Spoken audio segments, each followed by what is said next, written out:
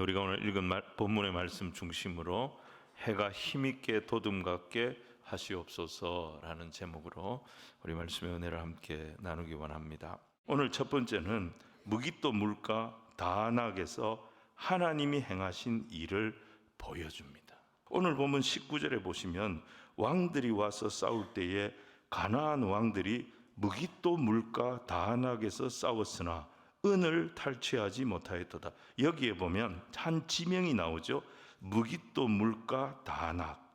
여러분, 이 지명은요, 이스라엘 백성들에게는 너무너무 익숙한 것이, 우리는 잘 모르는 것이지만 이스라엘 백성들에게 이 지명은 너무너무 유명한 것이었어요. 왜냐? 여호수아가 가나안 정복 전쟁을 할 때 여호수아는 가나안 남쪽부터 먼저 쳤습니다. 기브온 전쟁에서 남쪽 연합군들을 완전히 괴멸을 시켰어요. 그리고 북쪽으로 올라옵니다. 그게 이제 여호수아 9장 10장의 내용이거든요. 북쪽을 지배하고 있던 하솔 왕 야빈이 이 소식을 딱 듣고 이대로 놔두면은 이 이스라엘의 기세가 심상치 않다. 이대로 놔두면 우리가 다 당할 수도 있겠다. 그래가지고 이스라엘을 완전히 멸절시킬 계획을 세웁니다. 그리고 가나안 북방에 있는 모든 왕들을 총동원을 합니다. 여호수아 11장 4절을 보시면요, 그 수가 얼마나 많았든지 해변의 수많은 모래와 같았고 말도 많았고 병거도 심히 많았다, 이렇게 기록하고 있어요. 이스라엘 이 가나안 북쪽에 있는 이 가나안 연합군들의 세력이 만만치 않았습니다. 굉장했습니다. 그들에 비해서 이스라엘은 제대로 된 무기가 없었어요. 그들은 병거도 없었어요. 그러니까 가나안 왕들이 더 쉽게 보고 덤벼들었던 거예요. 여러분, 바로 이 전쟁이 메론 물가 전투입니다. 근데 여호수아 11장을 보시면 하나님은 이 엄청난 대적 앞에서 여호수아와 이스라엘 군대에 뭐라고 말씀하셨느냐? 적을 두려워하지 말라는 거예요. 지금 상대가 안 되는데 저 대적을 두려워하지 말라는 거예요. 그들을 다 너희의 손에 넘겨주시겠다, 이렇게 말씀하시는 거예요. 그래서 여호수아가 어떻게 하느냐? 하나님 명령하신 대로 그들이 전리품으로 취했던 이 귀한 말들, 이 말들은 전투력의 상징입니다. 이 말들의 뒷다리 힘줄을 다 끊어버렸다는 거예요. 말들을 달리지 못하도록 무용지물로 만든 거예요. 여호수아 12장 21절을 보시면 이 다낙 무깃도가, 오늘 본문에 나오는 다낙 무깃도가 바로 여기에 나옵니다. 이 다낙과 무깃도에서도 이스라엘 백성들이 이런 큰 승리를 거두었고 말에 힘줄을 끊어버렸고 병거를 다 불살라 버렸습니다. 근데 그 무깃도에서, 그 다낙에서 지금 무슨 일이 벌어지고 있습니까? 지금 사사기에 무슨 일이 벌어지고 있어요? 온 세상의 왕들이 또 모인 거예요. 거기서 또 힘을 모아가지고 이스라엘을 위협하고 있습니다.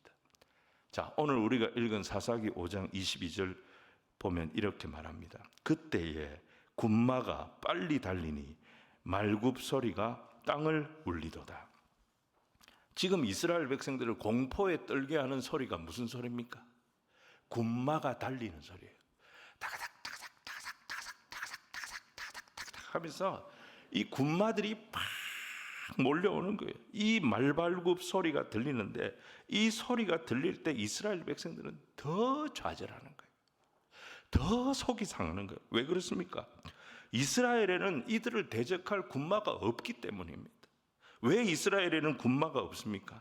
하나님이 말이 뭐가 필요하냐? 내가 있는데 전리품으로 취한 말의 뒷다리 힘줄 다 끊어버려라, 그렇게 말씀하셨기 때문에 여호수아가 그렇게 다 말을 무용지물로 만들어버린 거예요.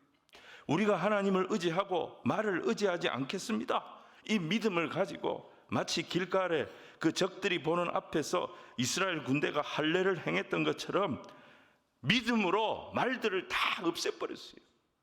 그런데 전쟁이 딱 터지니까 적의 가장 두려운 공격이 말을 끌고 오는 거였어요.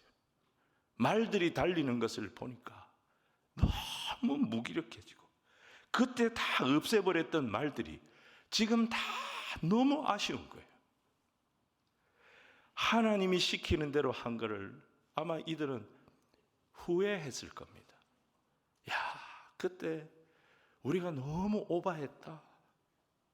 말들 남겨놔야 되는데 이 말들 다 하나님 말씀대로 없애버렸더니 우리가 지금 이 공격을 당하는데 너무 우리가 잘못 생각했다. 후회했을 거예요. 여러분, 우리가 하나님 믿을 때, 우리가 신앙생활 할 때, 이 세상을 사는데 진짜 필요하고 요긴한 것들, 하나님은 희한하게 그런 것들을 다 못 쓰게 하세요. 이스라엘 백성들이 광야를 방황할 때를 한번 생각해 보십시오. 왜 하나님께서 이 수많은 사람들 광야로 가게 하셨습니까? 그 이유가 신명기 8장 2절 3절에 나옵니다. 자, 2절과 3절을 우리 같이 한번 읽겠습니다. 시작. 내 하나님 여호와께서 이 40년 동안에 네게 광야길을 걷게 하신 것을 기억하라. 이는 너를 낮추시며 너를 시험하고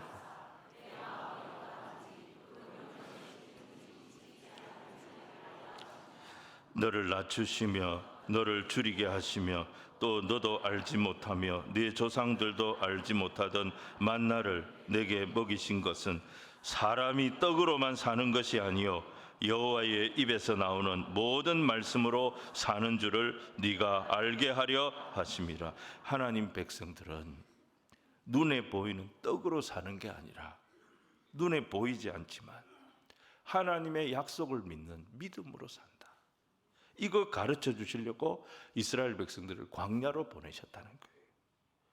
여러분, 무슨 말입니까? 우리 그리스도인들은 이 세상의 이익, 자기의 본성을 따라 사는 사람들이 아니고 거기에 역행하면서 내 이익이 아니라 내 본성이 아니라 영원한 가치, 하나님의 나라의 영원한 가치를 바라보며 사는 사람들이다.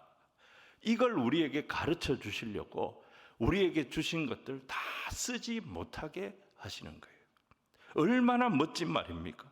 근데 그것 때문에 내 인생이 불편을 겪을 때 너무 이상적이고 멋진 말씀인데 이 말씀대로 살려고 내가 실생활에서는 불편을 겪어야 되고 고생을 해야 되고 어려움을 당해야 될 때 우리의 입에서, 이스라엘 백성들의 입에서 뭐가 나왔습니까? 불평이 나오는 거예요. 원망이 나왔던 거예요. 양식이 없으면 양식이 없다고 불평하고, 물이 없으면 물이 없다고 불평하고, 적이 쳐들어오면 적이 쳐들어온다고 불평하고. 여러분, 출애굽기 17장 르비딤 광야에서 물이 없다고 이스라엘 백성들 하나님 원망할 때 하나님 어떻게 하십니까? 모세를 통해서 반석에서 물을 내어 주셨습니다. 그리고 그곳 이름을 뭐라고 붙였느냐? 무리바라고 붙였어요. 하나님과 싸운 곳이다, 이런 뜻입니다. 하지만 이스라엘 백성들이 걸어온 광야 40년 모든 길을 한번 보십시오. 사실은 전부 무리바였습니다. 그들은 하나님을 원망하지 않은 적이 없었고 그들은 하나님과 싸우지 않았던 적이 없었습니다. 모든 광야길이 무리바였어요. 여러분, 드보라의 노래를 잘 보십시오. 5장 21절에 드보라가 이렇게 노래합니다. 내 영혼아, 네가 힘 있는 자를 밟았도다. 자세히 보세요. 힘 있는 자를 밟으려면 뭘로 밟아야 됩니까? 발로 밟아야 될 거 아닙니까? 발로. 그러면 네 발아 이래야죠. 네 발아. 드보라야, 드보라의 발이 힘 있는 자들을 밟아버렸다, 이렇게 노래해야 될 거 아닙니까? 근데 그렇게 노래하지 않잖아요. 왜 그렇습니까? 드보라가 고백하고 있는 거예요. 지금까지 자기가 얼마나 흔들렸는지, 얼마나 하나님을 원망했는지, 얼마나 하나님을 불평했는지 그걸 고백하고 있는 거예요. 하나님의 말씀이 있어요. 그 말씀은 맞아요. 그 말씀은 옳아요. 그 말씀은 이상적이에요. 근데 내 현실은 그 말씀과 너무 다른 거예요. 그 말씀대로 살면 내가 너무 손해를 봐야 되고 그 말씀대로 살면 내가 너무 힘이 든 거예요. 그 간격을 보면서 드보라도 많이 흔들렸던 거죠. 드보라도 많이 힘들었던 거예요. 근데 결국 그녀는 흔들리는 자기 영혼을 믿음으로 붙잡았다는 거예요. 그리고 자기 영혼을 붙잡았던 그 하나님의 말씀 가지고 계속 그의 안에서 올라오는 불신앙, 원망, 불평, 이런 마음들을 그 말씀을 믿는 믿음 가지고 딱 밟아버렸다는 것입니다. 믿음이 뭡니까, 여러분?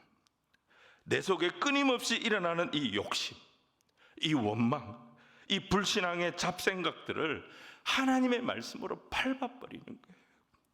그리고 그분의 주권 앞에 하나님은 내게 가장 선하신 분이고 그 선하신 분은 모든 것이 합력하여 가장 선한 길로 나를 인도하시는 분이심을 믿습니다. 이 믿음으로 나를 쳐서 복종시키는 것이 믿음인 것입니다. 여러분, 우리가 꼭 기억해야 됩니다. 마귀는 하나님의 백성들을 계속 유혹하고 위협합니다. 마귀는 우리를 유혹하고 위협하지만 결코 마귀는 우리를 건드리지 못합니다. 멸망시키지 못합니다. 하나님의 허락이 없이는 머리카락 하나도 마귀는 건드리지 못한다는 사실을 믿으시기를 바랍니다. 오늘 말씀해 보세요. 군마들이 그렇게 설치고 병거들이 그렇게 난리를 치면서 이스라엘 백성들을 계속 공포에 떨도록 만들었어요. 근데 19절에 뭐라 그랬습니까? 은을 탈취하지 못하였도다. 아무것도 못 가져갔습니다. 기세는 대단했어요. 야, 이제 우리가 죽겠구나. 야, 이제 우리가 망하겠구나. 그런 마음, 그런 생각으로 스스로 무너지도록 마귀가 계속 우리를 위협은 하지만 절대 이스라엘을 건드리지 못했습니다. 은은 한 덩어리도 못 가져갔습니다. 오히려 하나님께서 하늘에서 비를 쏟으시니까 그 대단했던 적들이 아무것도 못하고 전부 떠내려갔던 것입니다. 사랑하는 성도 여러분, 이 하나님이 저와 여러분의 하나님이심을 믿으시기 바랍니다. 자, 오늘 두 번째, 이방 여인이었던 겐 사람 야엘의 놀라운 헌신을 보여줍니다. 드보라의 찬송 후반부에는 두 명의 여인이 등장합니다. 첫 번째 등장하는 여인은 무기토 전쟁의 영웅인 바로 이 야엘이었습니다. 자, 24절 말씀을 우리 같이 한번 읽겠습니다. 시작. 겐 사람 헤벨의 아내 야엘은 다른 여인들보다 복을 받을 것이니 장막에 있는 여인들보다 더욱 복을 받을 것이로다. 여러분, 야엘은 오늘 말씀 보니까 이스라엘 사람이 아니에요. 겐 사람이에요. 겐 사람이 누구냐? 모세의 장인이었던 이드로의 후손들이었습니다. 겐 족속은 광야의 낭인들이었어요. 줄곧 이스라엘 백성들 따라다니면서 만나 부스러기 주워 먹고 얻어먹던 그런 사람들이었어요. 그런데 이 전쟁 최고의 공로를 누가 가져가느냐? 바로 이 겐 사람 야엘이 가져간 거예요. 그 이유가 뭐냐? 표면적으로는 이스라엘 장수 바락이 하나님의 말씀을 끝까지 붙들지 못했기 때문이죠. 근데 그보다 더 근본적인 이유가 있어요. 그게 뭐냐? 하나님은 차별이 없어요. 이방인이라고 차별하지 않으신다는 거예요.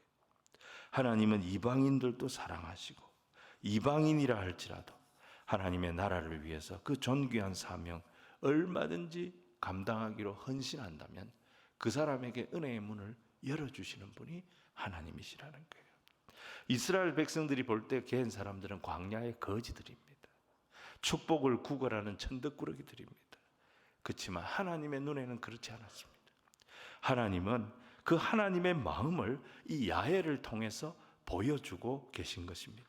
24절에 드보라는 야엘을 축복합니다. 더 복을 받을 것이라고. 누구보다 더 복을 받느냐? 장막에 거한 여인들보다 더 복을 받는다는 거예요. 장막에 거한 여인들이 누구예요? 이스라엘의 여인들입니다.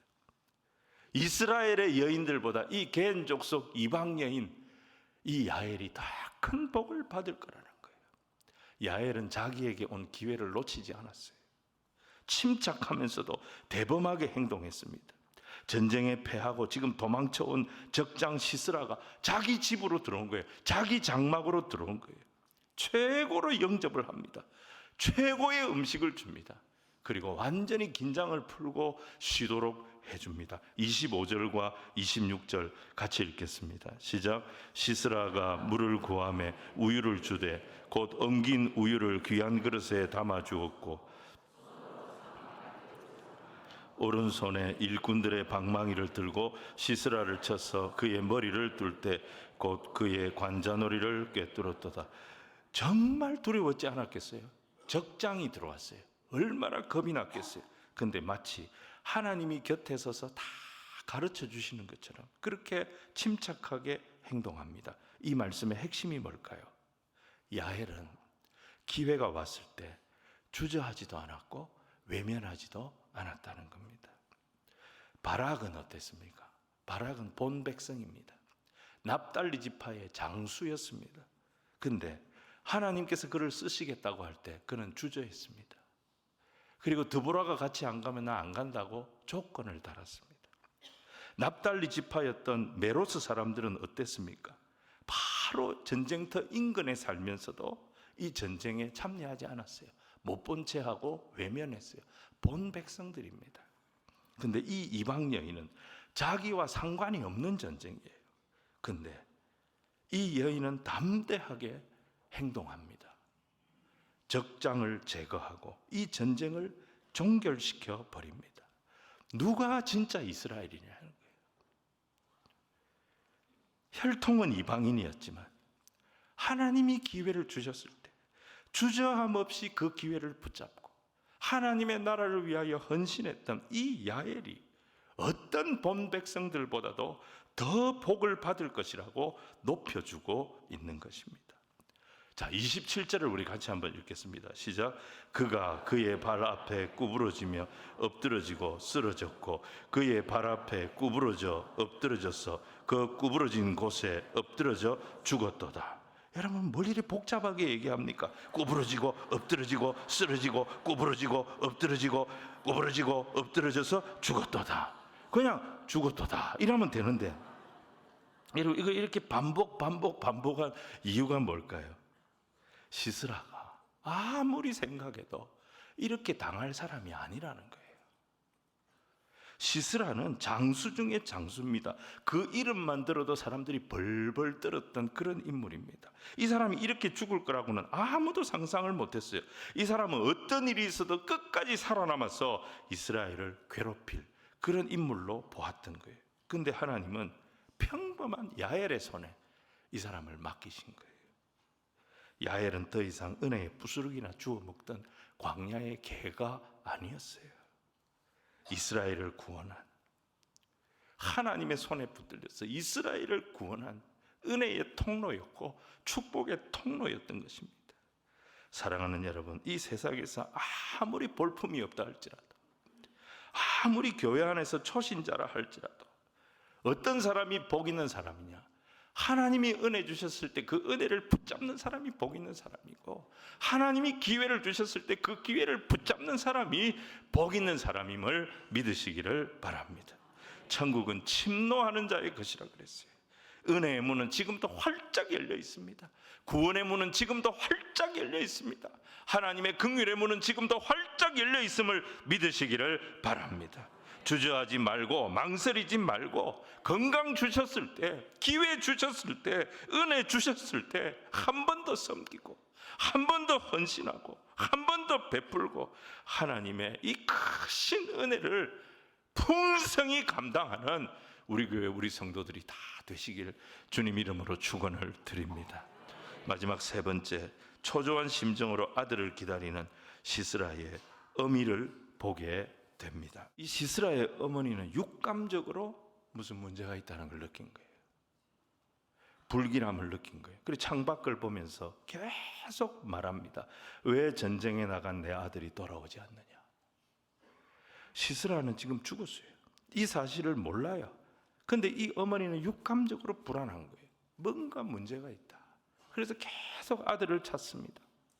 여러분, 시스라가 전쟁에 이기고 돌아올 때면 어머니를 제일 먼저 찾아와서 문안 인사를 했던 것 같습니다.